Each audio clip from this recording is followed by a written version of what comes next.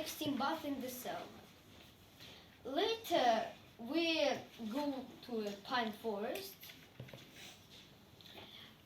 In the evening, after dinner, we say happy birthday to my dad, and then play billiards. Once upon a time, there lived two boys, Max and Andrew. The world where they lived was attacked by many zombies. They were everywhere. The boys ran to the treehouse and hid for a week. And here we are on the plane. German, my little brother, asked me, "Daddy, how long is our flight?"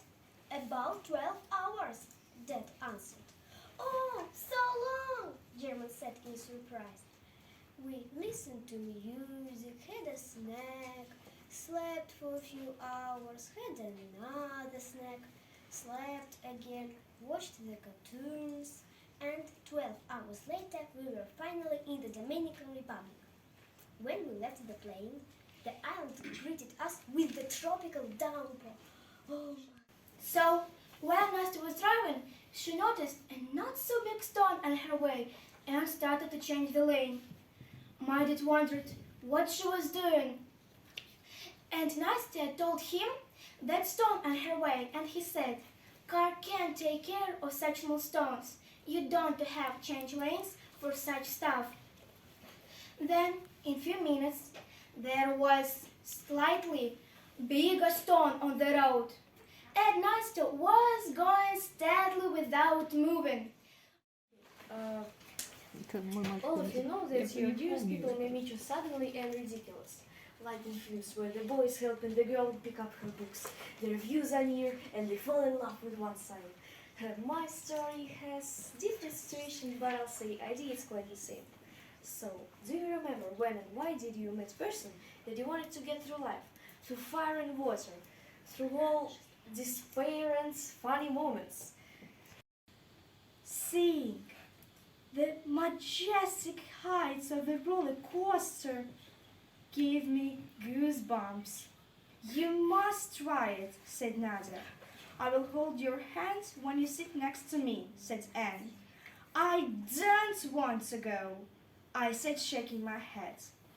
But a few minutes later, I slowly took Anne's hands, and then she dragged me towards the huge line. My hands were shaking from the fear, but girls only smiled and said that it was going to be okay. As I got closer, I could see the tremendous speed and height of the roller coaster. I clung to my friends and took it. I had to be brave. I had to snap out of it somehow. At the moment, I felt like something was hidden under the pillows. Something filled with goodies. A bag of huge popcorn was close to his right side, and the bag of Ripple chips was on the other. Oh my gosh! It was my saving! I stopped being nervous at once. Through the window, a dark sky blocked out the stars. But I wasn't alone in that. My goodies glittered in my eyes, making me happy. "Get away, you! All beasts and monsters!" I screamed, trying to be brave. They hurried into a shadowy corner. "Run!" I yelled. All of them disappeared in the night's darkness. Suddenly, I felt like I was the only one alive on the planet. It was my duty to find other survivors and save the world. I grabbed my teddy bears, fed us with nourishing goodies, and fall asleep without any sufferings and fears, holding tightly to my favorite teddy. And how did you cope with your fears as a child? Thank you for your attention. The end of the story is the following. Famous American astronaut Neil Armstrong visits the house in 24th Sovetskaya Street in Novosibirsk. You ask me, where Novosibirsk is? It's a big industrial city in Siberia, in Russia. And now question is, why he visits this house? He takes a handful of soil from this place and then takes the soil to distant America. It was in 1970, just a year after Neil Armstrong put his left foot on the moon's surface and declared, Once upon a time, there lived a funny guy named Denis. He was an inventor. His house looked like a mess, but he had really cool things. One day, Denis decided to fly. Oleg, he said, I'm going to invent some wings and fly. Now I know you're really crazy, I answered. You'll see, said Denis. So he went down to his workshop and began working. Day and night he worked, and after a few weeks he came to me and said, Oleg, I invented some wings. Really? Yeah. What's the material of them? Well, that's a metal scrap from my last year helicopter. Metal scrap? Don't you think that will be too heavy for the wings? No, I calculated all of the angles. The wind will lift me up. Hello, my name is Marian. I want to tell you the story. The title of the story is Frog's Rules Number 1.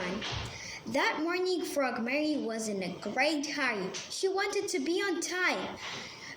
But her brother David was very slow. He enjoyed his breakfast. Mary couldn't wait anymore. Hurry up, David, or we'll be late for Froglish lesson. David caught the last mosquito and they went out. On their way to school, they met Frog News. He had great news for them. Hello, frogs, he shouted. I've learned a new song. And he started to singing. Our greatest glory is not in never failing, but in rising every time we fail. Any person must have thought at least once about starting their life from scratch, about changing job, going to live to another city, giving up bad habits, or taking up a new sport. But as it often happens, we postpone it all till later, waiting for a better moment. Some make those shattering decisions themselves, while for the others it is fate. Once upon a time, there lived a girl. She lived with her parents and she had a dream. She wanted to learn to sing, but she wasn't sure that everything worked out and she hesitated. Every day, she closed the door of her room and sang when her parents were at work. But there were any results. She watched a lot of videos how to begin to sing and tried again. You beginners. Today I want to tell you a short story. My family was not happy. Parents drank, dad didn't love mom. He loved another woman, but because I was small he had to stay. Nobody cared about me. I didn't do anything every day. Didn't go to school, didn't have fun. I was lonely. I walked the street for a lot of time and at home I listened to my parents swear. Hurry up, David, or we'll be late for Froglish lesson. Mrs. Claria Kriegerna won't be glad about it. Yes, but I didn't finish my breakfast.